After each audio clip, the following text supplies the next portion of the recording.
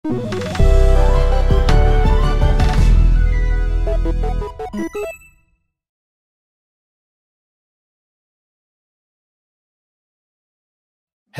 welcome back to Press Start, How to Become a Game Developer. My name is Ardisasmita, Vice President of Indonesia Game Association and the CEO of Asosiasi. I'm going to be your host for today, but in this season, I'm not going to be talking alone. I'm here with Kiki from the Lazy Monday. Hi, Kiki. Hello. How are you Yes, I'm today? Kiki. I'm great. It's it's quite late, but yeah, I'm excited for this interview. And I'm Kiki from the Lazy Monday. For those who doesn't know, yeah, I make reviews. Yeah, that's all. Yeah, so in this season I'm not gonna be alone because the beautiful people from the Lazy Monday gonna be here with us. In our last two episodes, we have Sony from the Lazy Monday, and today we have Kiki. So for you all that this is your first time listening or watching this podcast, press start. We're gonna talk about everything in the game industry. We're gonna talk about the game developer, the game publishers, media, and everything. So it will help you if you want to jump into the industry. And we always invite a very cool speaker here to share their journey.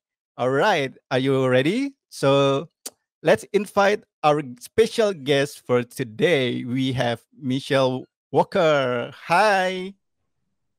Hi, everyone. Hi, thank Thanks for you for having me. coming to our podcast. Yeah, thanks for having me. Yes. Okay. Maybe before we started, would you mind giving a quick introduction about yourself, your job, and your daily activities? Go ahead. Okay, yeah. So my name is Michel. We're based in the center of Germany, in Würzburg. It's quite a picturesque town with a bit medieval castle on the hill and everything. So it's quite nice to live here. And yeah, I founded Gentle Troll 9 years ago in 2014, and we've been building up pretty much bootstrap from scratch. So I solo deved in the first days, and now we're roughly 14 people here. So pretty exciting. We did a lot of serious games, so games with impact that's supposed to convey certain messages. And now we're breaking into entertainment, trying for 4 years already, and now we have our first game in production, which is super exciting. And yeah, so my major role now, from being a game designer and developer in the past, is just like mostly looking into finances and drilling up marketing a bit and stuff like that, and making sure everybody has the stuff they need to work here. That is really exciting because you mentioned about making game that give impact, and now this is your pivotal moments to also make entertainment games. I think we're gonna discuss about it a lot in our session today, especially one of your game that I think me and Kiki really inspired, something that bring attention to one of the most, I think, important topic in the world right now about climate change. Yeah. But before we jump into that, every guest in Press Start, we're going to start with one question that I think everyone is very curious about, the journey coming into the game industry for yourself. The question is like, what was the trigger for you to decide that you want to work in the game industry, and when was it? Oh yeah, so that was actually a long time ago. So when I was still in school, I was always super interested in like tinkering with games. So like I'm 43 now. So when I was in school, we were playing games like Warcraft 2 and Command and Conquer 1.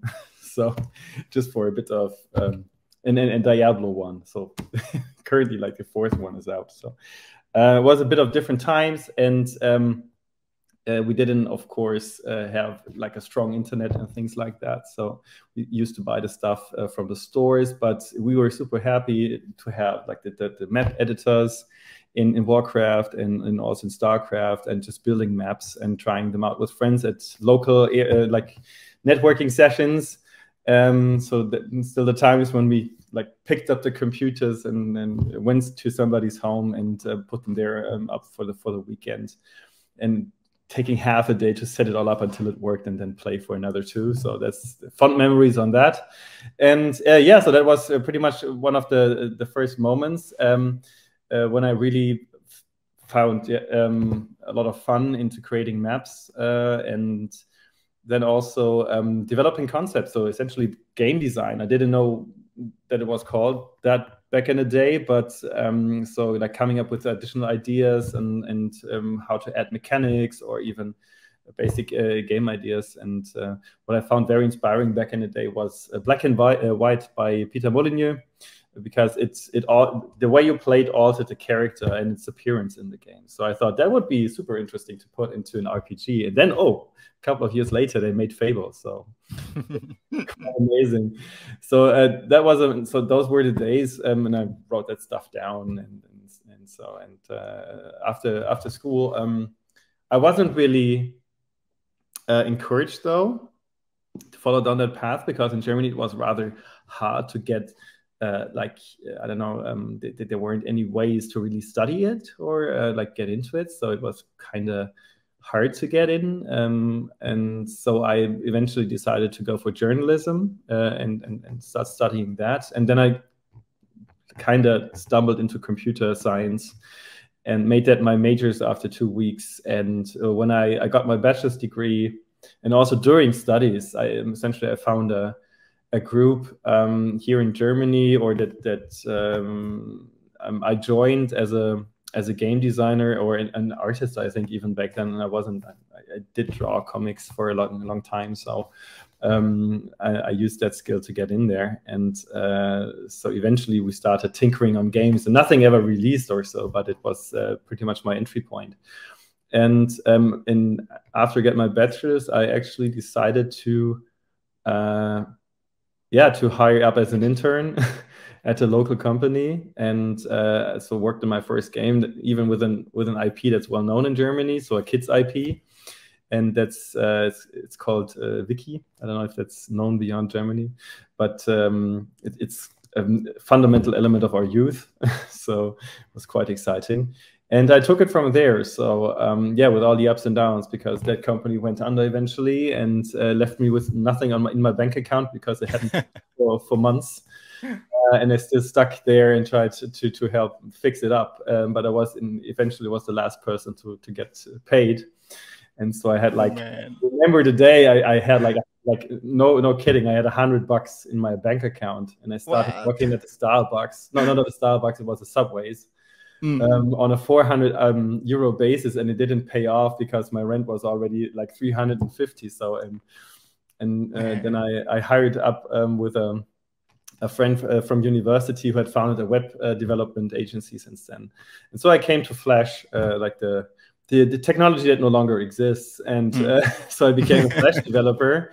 And that was an amazing tool to get in touch with game development, because what I really loved about it, and it was something that always was with me. I wasn't like 100% code person, and I didn't like databases, for example. I always loved the interaction with graphics, and like building something and you would immediately see the impact of, like, you could interact with, and you would have the animations and stuff like that. That was very inspiring to me. So that's what I started spending a lot of time there. And essentially that's when I created the first serious games, learning games back then with that employer, because they worked on a big platform that was supposed to convey economic skills. So so trading and everything like that. And they put that into games. So and multiplayer games actually with a big Java backend, so quite new back in the day, or quite in that sector especially. So that was quite exciting. And I was like the lead person working on the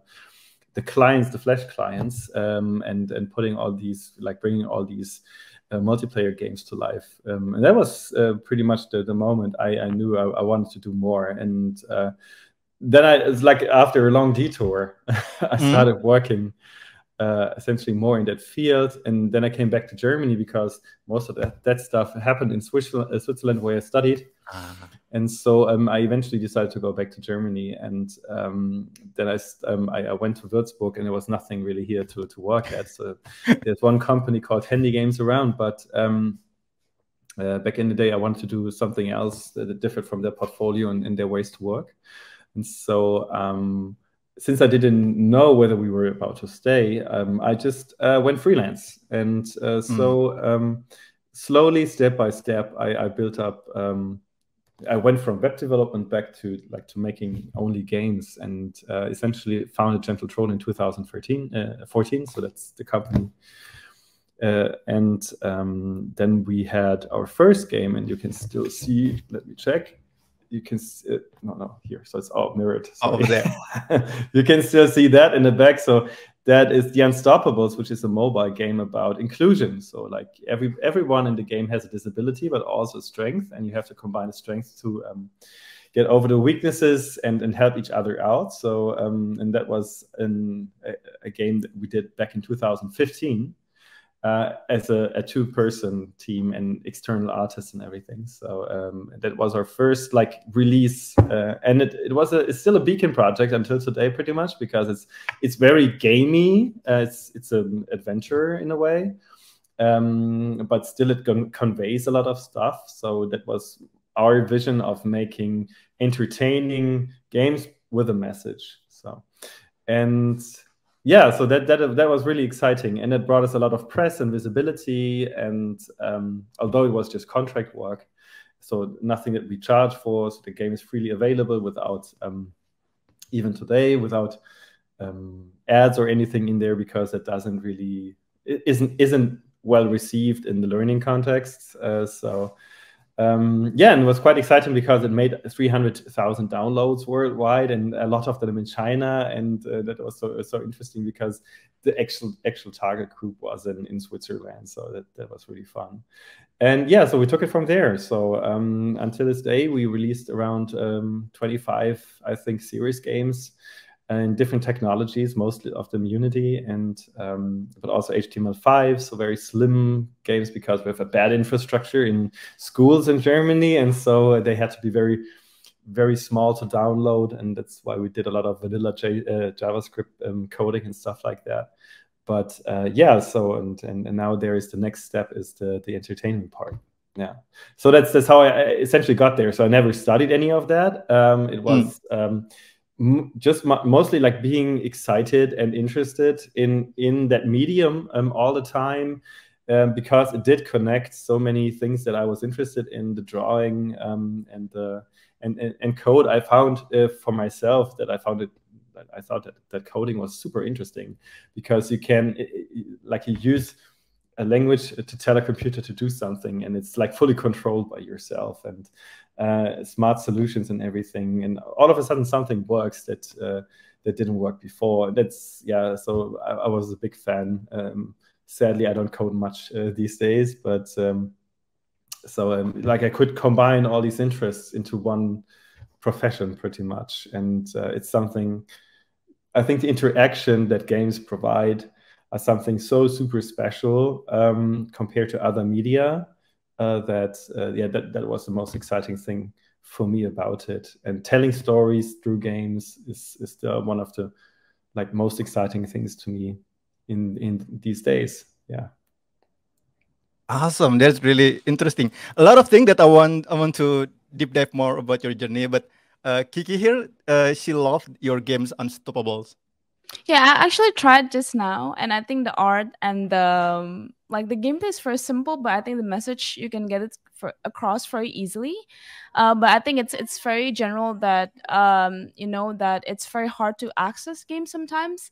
I think it's That's more true. of the marketing part, maybe because it's easier for what you said, in the Chinese market to access mobile games, but not in maybe other countries. But I think it's a very good concept, and I think I have a very interesting questions that I want to ask you. Sure. Because you say you love playing Diablo, World of Warcraft, and that's a pure entertainment, money making type of game, that's the game that you are growing up with. What is the thing that decided you to start moving to more like learning education games, or like is it kind of like a second like discovery, like self-discovery from yourself that you got from a journey? Like I think that's very interesting to know. Yeah, well, I kind of slid into this in my first job when we made these economic games. But you know, my father is a teacher, so I kind of have probably this learning background. And okay. but personally, I'm a big fan of sharing knowledge, and because I am convinced that if we share knowledge and work on things together, we can get places a lot faster. I'm not a big fan at all of like competition thinking or general competition behavior, and that's what I love about the industry so much, is that especially at the indie level there is literally no competition, so everybody helps everyone out, because we understand it's so hard to get anywhere because it's such a tough industry that we need to stick together to make it. And whenever somebody slips, there needs to be somebody there to catch them, because there's a day that's gonna come where you're gonna slip as well and you want a hand to grab for. And that's what we've seen on our journey as well. So don't get me wrong, it's been a tough road to get here all the way. And you never can be sure that maybe next year things look very different. So right now we have a very comfortable situation this year. It feels quite nice and relaxed. We have a lot of ideas and things brewing, but you never know if next year something's happened that would change all that. So yeah, that is one of the reasons, and I understand that, or I understood back then, that games can be a very, very interesting medium because of interaction to convey these concepts, because you give people a certain set of rules in games, and they can work with these rules and experience the world. And they most probably start bending the rules a bit as well, and experiment and look around. And that's something that a book or a movie cannot really, or a film cannot deliver. So here is a lot of potential to actually throw people into a small world and then have them try stuff out without failing in real life. So they can just go like experiment and then take their learnings from that. And the closer you design this to the real world, the easier it's for them to take those learnings into their real lives. So like one of the games that we made in the past is when you build up a craft like shop. So it's I don't know, like handymen who come to your place and fix stuff. So you're one of those persons, and you start running a business, and you build up the business. So you need to hire people, you need to buy tools, you need to get contracts, and you need to finish them. And if you don't, people get angry, and you have to look at the cost, because otherwise you go bankrupt. So that game is called Meister Power, and it is also fairly old, but the mechanics, I'm very happy about the design until this very day, because we get a lot of good feedback, and it's being used in schools to teach people economics. Ooh, and what you need to look at when you build up like a business like that, because people like jump in and they just hire everyone and they take every job, and then they fail after the first month because they can't pay everyone, and then they start over, and it's like, okay, crap, I didn't I didn't look into the details, and they start over, and they are a lot more aware of their decisions. And that is exactly the learning effect that you can have in such a game. And that's exactly what we experienced here, because we have had a university even like guiding the tests and everything and evaluating. And that's what they found. They found like people jump in and they fail. And then it's like, okay, I burned my hands. Thankfully, I didn't do this in real life just yet, and like burned all the money I have, so I can go back and try again. And that's pretty much the best example for what I was aiming here, is that you have the opportunity to create situations, to experience things that you were not able to experience in real life, and then take those learnings and understandings from that and project them on your real life. So that is the power of serious games for learning, in my opinion. And so that is really interesting.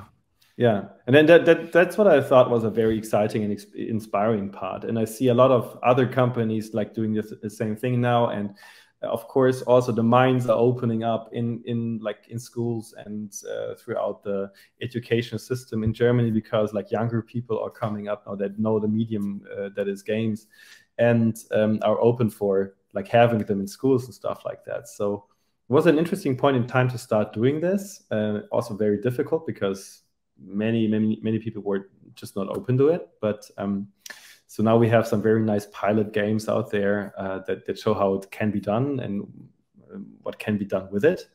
And it's very nice to see that those are now on the rise, and budgets are getting a bit bigger, and actually these things are coming into schools and start playing an important role. So that's it's super exciting to see this adaptation. I see. So the situation in Indonesia right now, like a lot of most of the game company in this are the students who want to create games.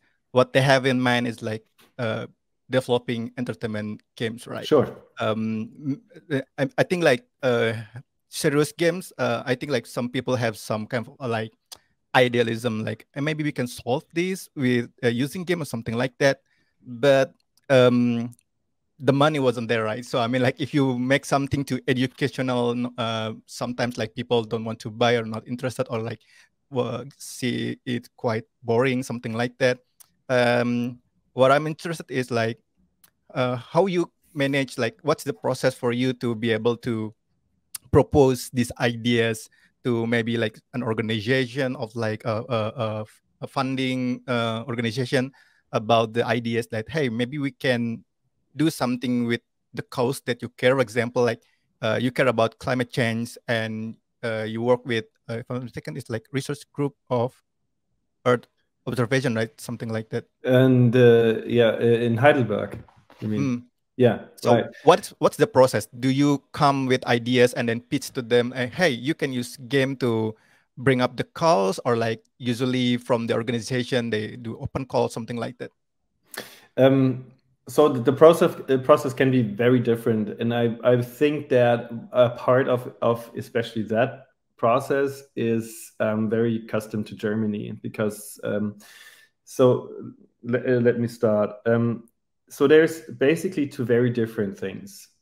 Either making games for the industry, or making games for educational context. Because if you're talking to the industry, then you're talking to, maybe you're doing AR, VR, or whatever for an automotive, for example.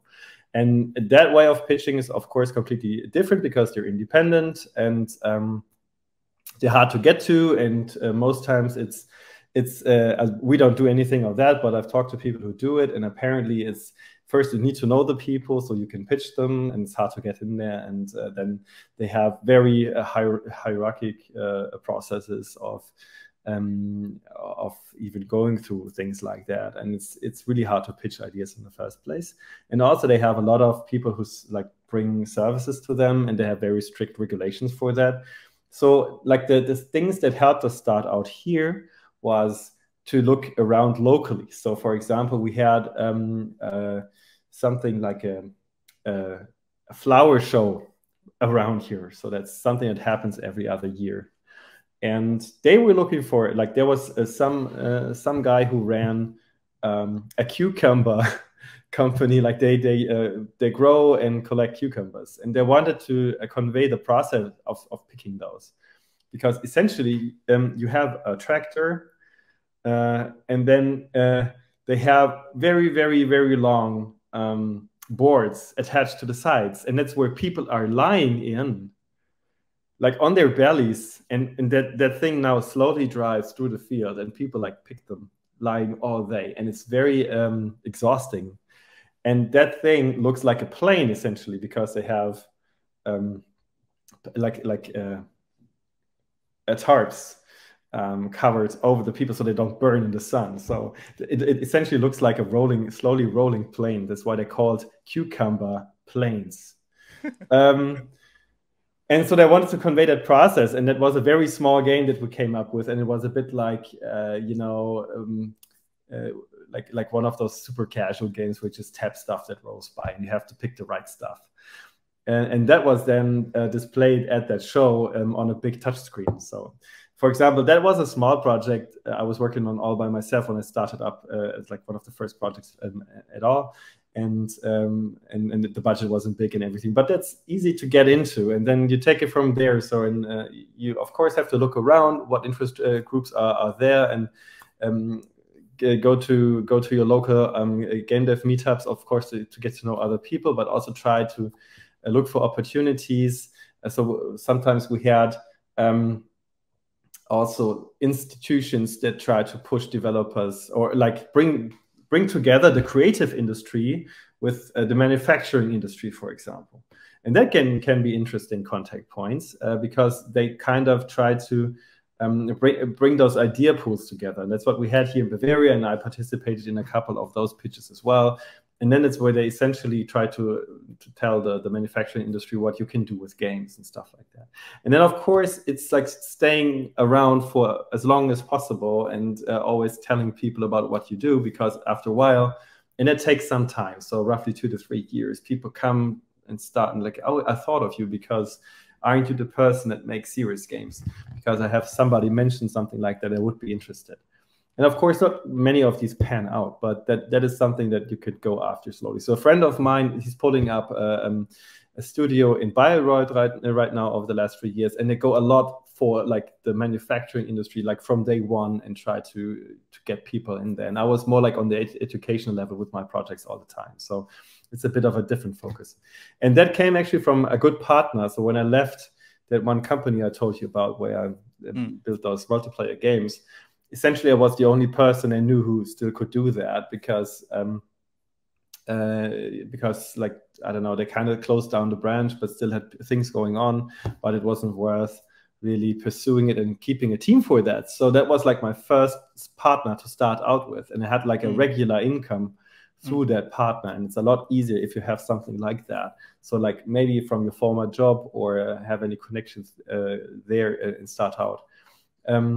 So that could also be a way of starting. And then there's this whole huge educational process, like the project that you managed and many others that we did. Those are universities, for example, that kind of say, okay, so we want to do some research in something, and we think games are interesting to do that, or we want to convey a message and we think games are interesting to do that. And then they go someplace and get some money, but most time that is public money. And so what they are forced to do is, whenever you give away public money, you got certain thresholds of sums. And the higher they are, the more complicated is the process of actually picking someone who gets the job. And that's what you need to pitch for. And that's what we did. So, and then it's a bit difficult, because most times you are only eligible to pitch if you already did something like that in the past. And it can be a really vicious circle, because you need to have something done to do something. And that's where it can help to have like that first trusting partner from the industry that you did something with. So with us, it was the Unstoppables, right? So we had that game out there, and then we used that game to pitch on other games, and that really helped. And so that's how I built this up. So you need to find your entry point, and that's really the hard part. But that's why it's so important to network a lot, so that you get to know people who probably give you a chance, or know somebody that knows somebody that's looking for something. So that's like the major investment that you can do at any given point in time when you want to enter the industry is network. I cannot stress it enough. It gives you contracts. It saves you butt. True. When you're slipping, and everybody slips, and so it's pretty much your safety net, essentially. You're building your safety net, and you need that in this industry, and then you can take it from there. I see. So in Germany, like the demand for serious game is already there, right? So I think it's something that not every country has. Yeah, it hasn't been there when we started, really. So it was just cropping up a bit, and it was really hard to find these things. But it has grown stronger now, especially during the pandemic. A lot of educational things went digital, right? And that was when people started rethinking also infrastructure in school. So all of a sudden they had like full cards of tablets, and that's a different situation than having PCs from the 90s, And so that also opened a lot of doors. And now they're, like, as I said, younger people in positions to make decisions. And it's also catalyzing the move of games into these sectors. So, that is something that may just, even if you don't have that in Indonesia right now, it may be something that be coming up in the next 10 to 20 years, depending on. So I'm thinking that it's something that would happen everywhere, but just depending on your infrastructure and financial general situation, probably delayed or is already there. So we are a lot behind in comparison to the UK or the US, for example. Also, like the German internet like infrastructure is really bad. So compared in all over Europe, we're like on the last spot. So, is it? Yeah, it's really, really bad. I think it's like a meme, like usually Yeah. an esports competition that happens in Germany. It is horrific. So we had to fight to get fiber into this house, into this place, and we're at the center of the city. So it's really tough one. So they haven't invested for decades. Always claiming they would, but they never did, because it was nothing that politics could really like reap their rewards of quickly. So yeah, we have a lot to catch up on in that regard. Yeah. I think I want to also ask, because you mentioned, and I think this is very important for those that want to join the game industry or get into the industry but don't have the gaming background, or someone that is interested. Because you mentioned that your father is an educator, right? So maybe someone that is an educator are interested to actually get into the industry and want to jump in and make a game, maybe to easily educate. So maybe, do you have any tips? Or because you also mentioned networking, and I think I don't know if it's Indonesia, it's existed that, like, because usually you have this gaming convention but for gamers only, but you don't involve any other industries like educators or like professionals or like stuff like that. So do you have maybe any tips for those that maybe want to start from zero or doesn't have any game background at all but interested? Okay, so in general, when you don't have much of an educational background in game development, it doesn't really necessarily mean that you it's hard to enter. So whatever how do I phrase this? So when you're trying to get into the industry, the most important thing is what you did. It's not essentially what you learned, it's what you did, what you made. So whatever you spend time on making games, whatever, or anything about games, like if you want to be a 3D artist or a 2D artist, you should be modeling and drawing a lot and just working on those skills. Because that is something that will define getting an internship or even a junior position, is your portfolio. And the same thing is for tech people. You should be coding a lot. So learn coding patterns, understand the big engines that are being used out there, which are currently Unity and Unreal, and maybe Godot is cropping up now because it doesn't come with the license package that Unity currently has, which has grown very expensive on the pro side. So that's something that we feel really hard.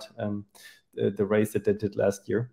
But yeah, that's of course something that you should be fluent in. So it doesn't really help if you're familiar in coding Java, because that is not a language that's being used anywhere in these engines. And if you want to start at a studio, they already have picked their engine, and you need to be able to jump in and get working on that. So you should be familiar with your tools, whatever you do. And in game design, it's the same thing. It's important to have things designed and also prototyped, and so you can refine your game design, not just have ideas. That's not enough.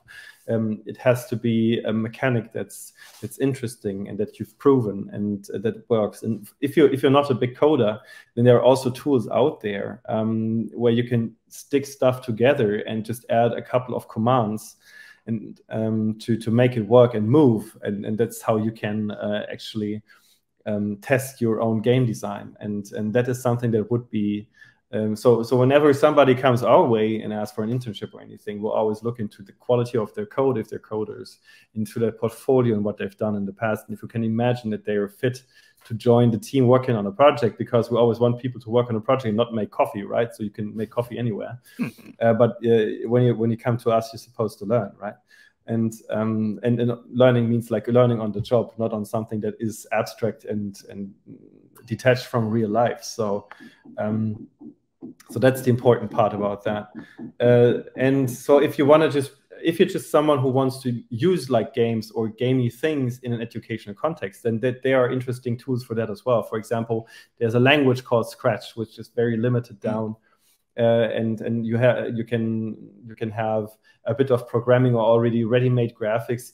That's essentially how kids learn coding these days a lot. Or you have small programmable robots, or you have block-based languages. So, for example, we did this one project with the Fraunhofer Institute, which is a research institute here in Germany. And they already developed a block-based language, which means you can like pull in blocks that say move forward, and then you just enter the number of steps or meters something's supposed to, or I don't know, pixels something is supposed to move. And then combining these blocks, you can essentially program something on screen without knowing how to code. But it really gives you an understanding of the basic structures of programming, like loops and if and else clauses and stuff like that. So there's a lot of things in that direction if you go looking. There's a lot to find on the internet that allows you to bring a gamified experience or getting in touch with game and game development in the educational context. Scratch, construct, Right. bolt, yeah. So there's a lot of things, and that keeps coming up a lot as well, which I really like seeing, because it allows us to get our kids in touch with programming early on, and it's going to be such a big thing in the future to be able to understand programming. And so it's something that's very essential in my mind. I see. Now, this is the interesting part about your journey. Like, you started doing serious game. You make game about awareness about disability. You make game about economic and business. You make game about climate change. Why now you decided to make an entertainment game, the Tavern Talk? So essentially, getting into entertainment was a plan that I had already back then. So I was, of course, mostly excited about entertainment, but as probably many of you know, it's even harder to get into. And essentially, we've been trying to break into entertainment since 2018, so that's almost 5 years now. And we have like 3 failed prototypes, so that we got funding for, and we didn't find anyone to sign it for publishing and for production. So we didn't get them financed, we didn't get them anywhere, and I did a lot of pitching, you can believe that. So roughly 70 pitches per game. Super exhausting process. It's very draining. One of them even threw me into burnout and depression, and was really hard to get out of there, and essentially led to like the team falling apart, and I had to like reassemble it with new folks 2 years ago. That happened. So it's a very demanding process. It's not a healthy process, and it's also that it still feels like the powers of publishers and developers is still very out of balance. And things shift every now and then over the years. So currently you see, for example, the forming of small marketing teams that are catering to indie developers to support them in self-publishing. And that's something that wasn't there 3 years ago. And now all of a sudden self-publishing becomes an option if you have the finances. And all of a sudden, and if you take a closer look, the classic publisher model is still there, but also just investment funds investing into projects like Kowloon Knights, for example, now under the Kepler umbrella. And you see those cropping up as well now. So what you can do is pitch your game there to get the funding and do a large part of the marketing yourself. And then maybe pitch the money you need to hire one of those indie teams with you. So that's pretty much what we're trying to do right now. is see if we can't strongly evaluating the self-publishing route, because essentially, of course, that is also a very demanding process. But we're at a point where our game got a little traction. So we just released a demo 2 days ago, and it was received pretty well. And we're sitting around 15,000 wish lists.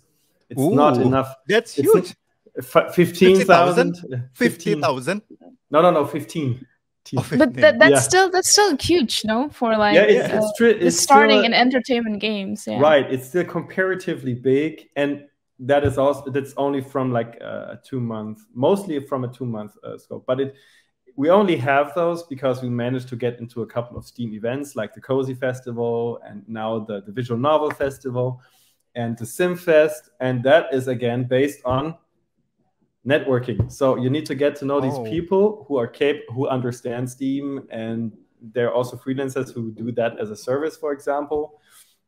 So we have someone who helps us get into the Steam events because he has the connections, and so we adapted the game. We pay him on an hourly rate, but then again, also some of those events were curated by people that we know or got to know over the age, and it's really easier to get in touch and pitch your game, and it's easier for them to consider because they know the team behind it and everything like that. So I cannot stress how important networking is, so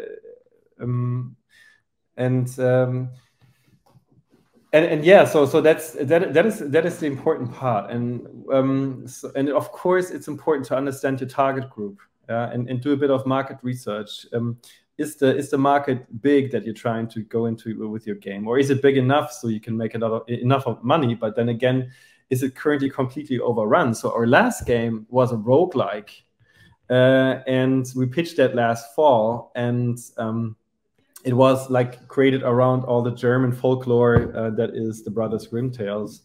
And so it was like the logline was Rapunzel goes Kill Bill. So that was pretty much the super small pitch. And we didn't get it signed because people kept telling us, well, the prototype isn't, it looks cool, it sounds interesting, all your game concepts and everything, but the prototype isn't far enough.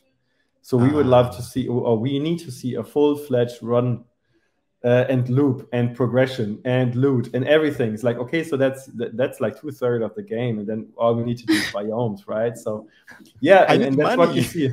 Yeah, right, and that's what you see is that publishers, especially if you're a new coming team, they are you bring along a lot of risk for them, because you're not a proven team that ever like finished an entertainment title. And despite the fact that we've shipped over 20 titles in the serious game sector, you're not new. It's worth nothing. So you can tell people, okay, so we have a full-fledged build pipeline, and it's all automated, and people don't do builds manually. So there's a lot of stability, and we have agile processes set up for development, and we have an abstract code base because we're like for coders here and stuff like that. That can be like, it counts like 2%. That's pretty much it.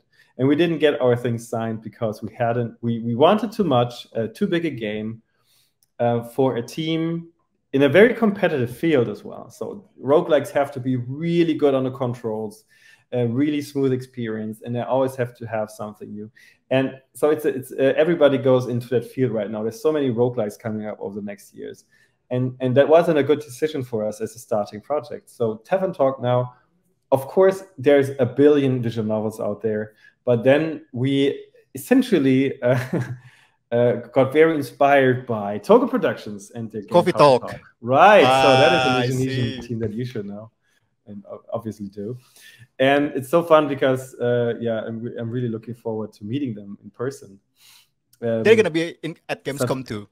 Yeah, I know. So yes.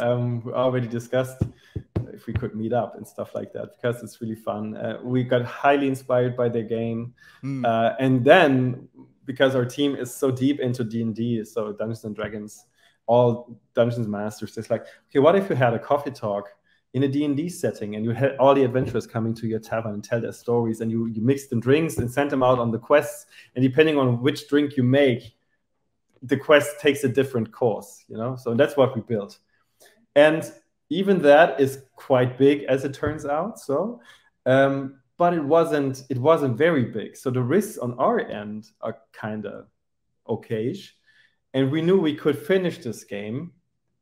Even if we had to, we could make it really, really small. And we could like finish it up in 6 months with 4 people, like in a worst case scenario. But then we got the funding raked in, which was great. And then we got a very big serious game contract. Now we like funneling all that money from over there into that game. And now we're spending a lot more time polishing it, and it becomes prettier by the day. And that's why we had a good chance of getting into the events, because in the beginning we were pretty much ignored. I can tell you that as well. So the beginnings of the game, when it didn't look that good, people were quite skeptical, and we didn't get into any events. But ever since it started looking great, it's been a lot easier to get in. So I'm of high hopes that when we release this game next year, probably around Q2 next year, so that we're gonna have the 50 wish lists, I hope, and that would be a decent amount to self-publish on. But yeah, you can see there as well, even if you do something small, and that is another very, very important and big heads up, you need time to collect your wish lists. So you cannot really like build it now in 4 months and then release it. That rarely ever works. It just worked with Sticky Business if you saw that game. So it's from a befriended team here from Ludwigsburg, which isn't far. And they built this super small game in 3 weeks because they were waiting for a big pitch to be evaluated, like that big game. So they did something small.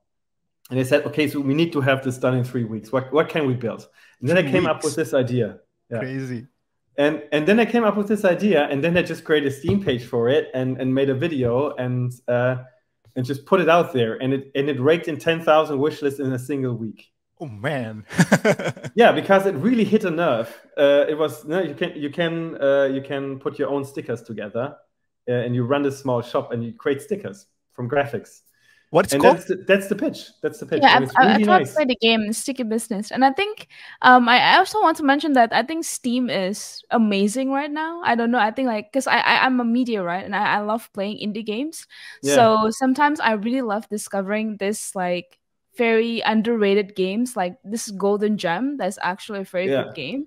And I think like it's good for indie games that finally get the chance to get the right people to finally play their games. And I think Sticky Business is one of the cases where it's like, oh, it looks cute, the art looks cute, it's a very unique premise, you know, and like I'm just gonna try it. And I think people right now really likes to play a short game, especially those that play indie games. So like I think it's good for I hope it's good for you too, because like I tried a demo and it's interesting. It kind of reminds me as well with Red Strings Club, if you played before. Do you right, exactly. Yeah, that's one of the inspirations for our game as well. Yeah. So the making the potion, it's kind of the like pouring that. right, it's exactly from there. So so like I think with that gimmick, I think a lot of people, like especially myself, will already get attracted with those type of games. Yeah, that's great to hear. But you know that's the point. I can only recommend to do the following. So in our case, it's not the entire team is working on this. It's just 4 to 5 people, and we're a team of 14. And the others are working on the other contracts. So that's a very specific setup. And I understand that serious games are not everybody's cup of tea. But when you're looking for a game, or trying to make a game, I really, really recommend, and I had a small talk about this at a local conference here in Germany. And it was pretty much, the title was Ready, Set, Fail. Because that's what happens a lot. So you're ready, you're all set up, and then you fail for a billion reasons that you didn't see coming. And I tried to put all the reasons into that talk that I've seen over the last years. And one of the reasons, like one of the major reasons is, and you keep reading and hearing that, but it's still hard to digest and really follow up, because many, many people out there think, well, yeah, that maybe that's true for others, but it's not true for me. But yeah, sadly, it's true for everyone. Your game is going to be too big, very probably too big. So our game, our roguelike was too big. We were supposed to work on that full time with 16 people or 14 people for 22 months. Ooh, we never done anything like that before, anything. So all these serious games, they are just a fraction of that budget. So we were talking about 1.8 million euros, and what we did before was 150,000. So there's a zero added to that number. And of course, I wouldn't trust myself with that anymore. If I look back now, I'm really happy that that didn't work out, because the team was quite freshly assembled and many juniors on board that really grow into amazing talents and positions. But we had to learn that, and we needed the time to learn that, and we had to adjust our processes. So even with this games, we have so much, the small one, we have so much to learn. And we're happy we learned this in this smaller context. So you should ask yourself, what would be a nice and small idea that we can make happen? Because you can always polish it to bits and add content and make it bigger. But if the core isn't nice and small, you're probably not going to ship it. So you need to be able to ship it if it doesn't get traction, or if you don't get it funded any further. But then you have a game out. So that's important.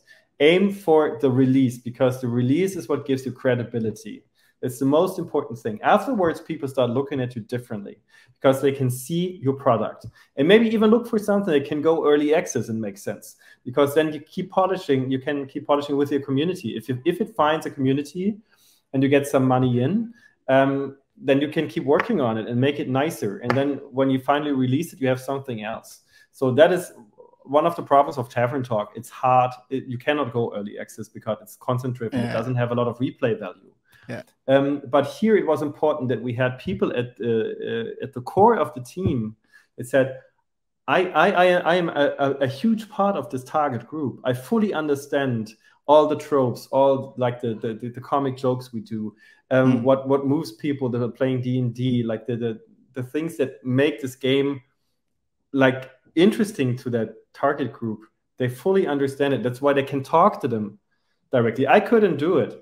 They do. So that's important. This wouldn't be even a good game for me to make. So I can now only like support everyone in terms of user experience, interaction, understanding, clarity.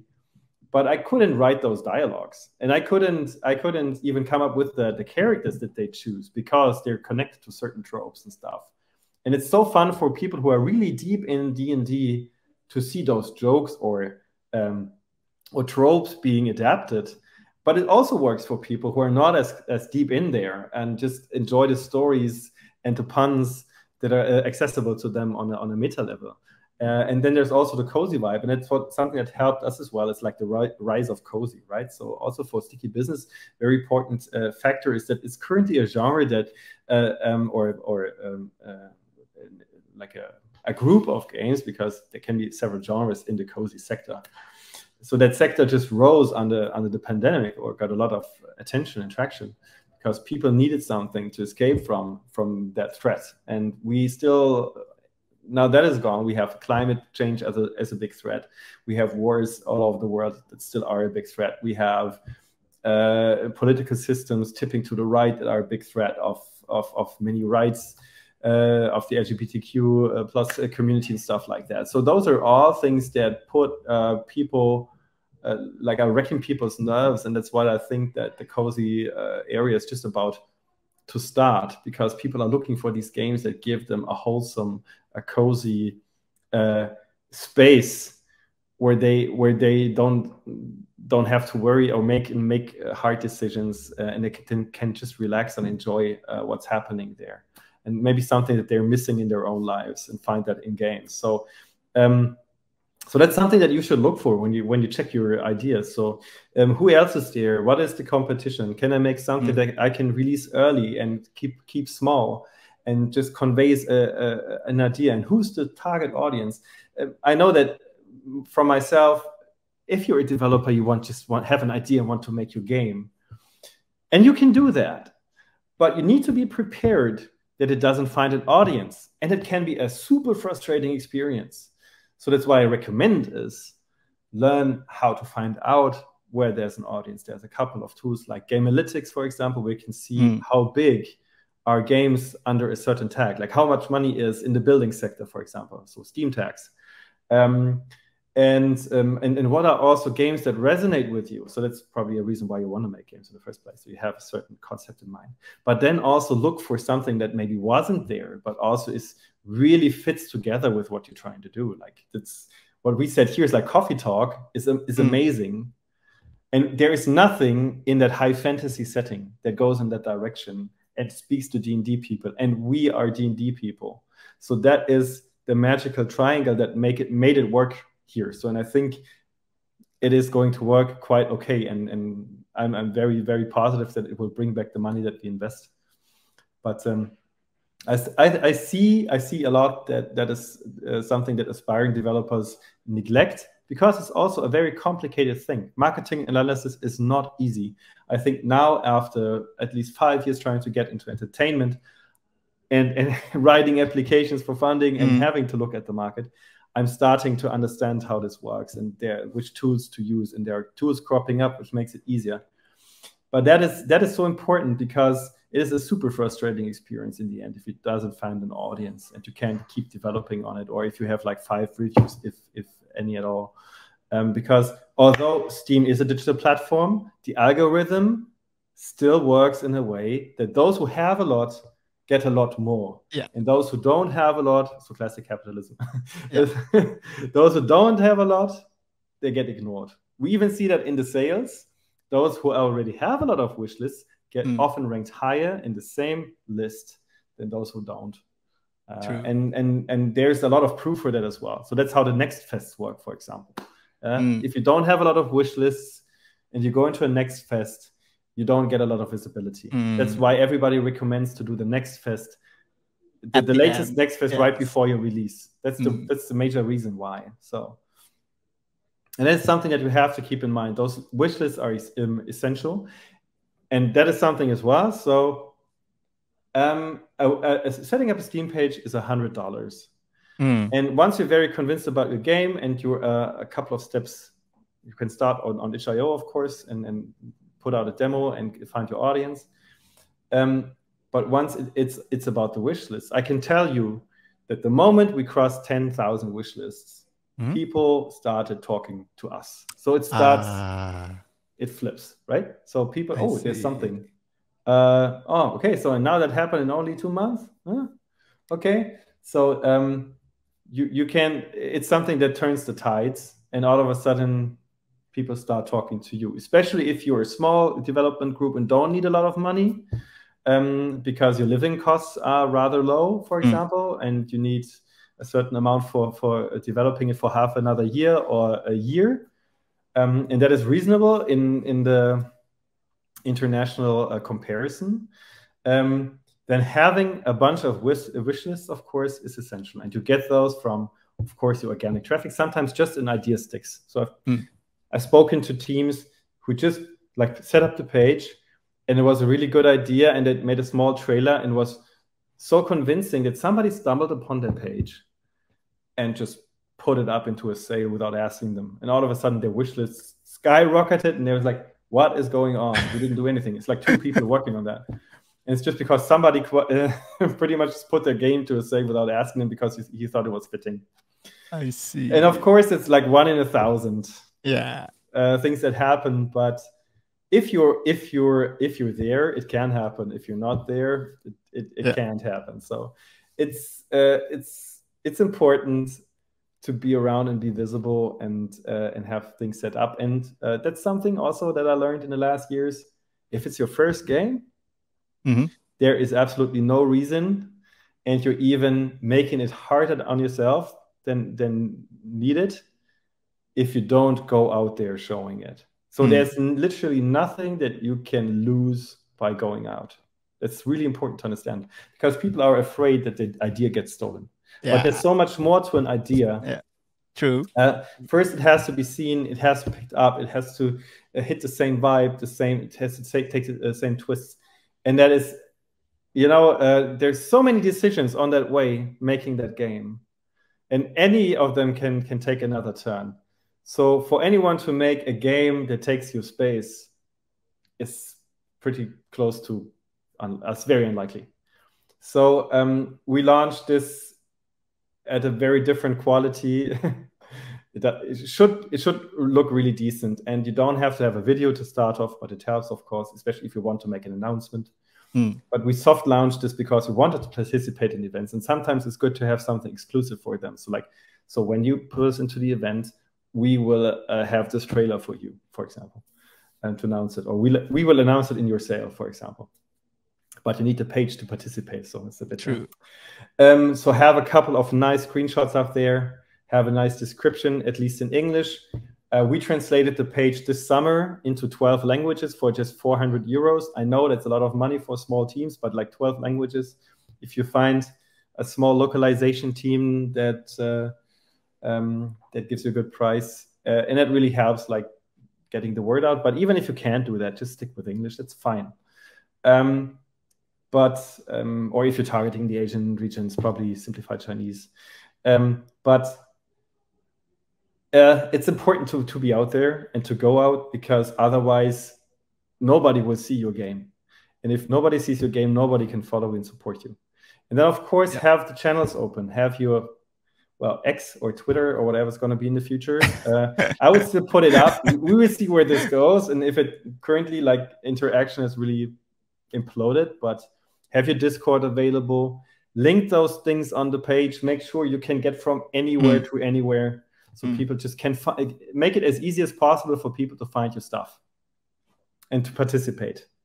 Man, and then there's a lot of. And then, sorry, I know we're getting close to the time limit, but there's the last thing. So if you then you need patience and investment, and you need to stick to it, because it's a really long road on building a community, and that's, of course, the community is what's important for you if you're starting out. So community will always help you, no matter if you're self-publishing or finding a publisher. It's also an indicator for how strong your game is. So it will always be valued by anyone you talk to trying to make a deal. Man, that was intense. A lot of things happening around. So I know, Kiki, from your eyes, you have a lot of questions that you want to ask. Yeah, because I'm not I'm actually working for a media, right, for YouTube, but I also work on the side for a video game. So I'm starting, and I'm not from I don't have any game development background, but like hearing what you said, I just have so many questions. It's just like, it's just like I'm burning up. Like I really want to know more and explore more. Because like I think it's kind of great to see, like, especially as a media itself, to see like a game that it's good suddenly becoming viral. I think one of the cases. I know it's kind of mainstream. It's like Vampire Survivors. So it used to be a small game that I play with my partner, and then like suddenly it just got very big until now. Like they got an award. So like even from a player side, it's very nice. Or like it makes us happy to see those games that deserve more attention, that you love to play to get more people to play it. And yeah, I hope a lot of indie games right now can have that moment as well, like in the future. I think the most important part is persistence and endurance, and that's what you have to keep in mind. Whatever you see out there as a success, most probably just didn't happen overnight. It's most of the times it's that people come from a certain background. For example, Sticky Business was very successful. I think one of the things was that the founder of the studio, Katrin, she used to be in the influencing section and was very experienced with TikTok. And she did a lot of TikTok before, and for the studio as well. And she knows really how to do those, for example. So you always have to see the full picture. And that is the important part. It's not your game idea alone most times, because it has to be seen. That's so important. You can have the greatest game, but if it doesn't get seen, it cannot go viral or it cannot be appreciated. And that is something that every developer, indie developer, needs to understand these days.